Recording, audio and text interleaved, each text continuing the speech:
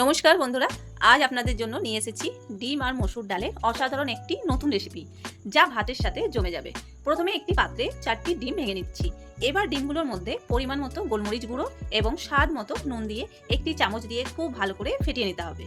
এরপর একটি কড়াইতে আগের থেকে ধুয়ে রাখা মসুর ডাল দিয়ে দিচ্ছি। সাথে দেব ডুমো করে কেটে রাখা আলু, টমেটো কুচি, পেঁয়াজ কুচি এবং কয়েকটি কাঁচা লঙ্কা।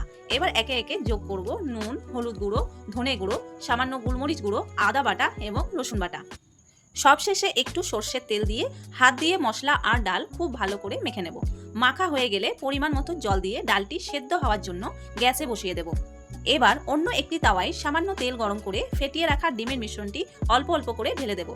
ডিমটি একটু সেট হলে এবার রোল করে কেটে নেব। পুরো ডিমের মিশ্রণটি দিয়ে একটি বড় ও মোটা অমলেট তৈরি করে নিতে হবে। অমলেট রোলটি তৈরি হয়ে গেলে তাওয়ার উপরে খুন্তি দিয়ে এটিকে ছোট ছোট টুকরো করে কেটে নেব।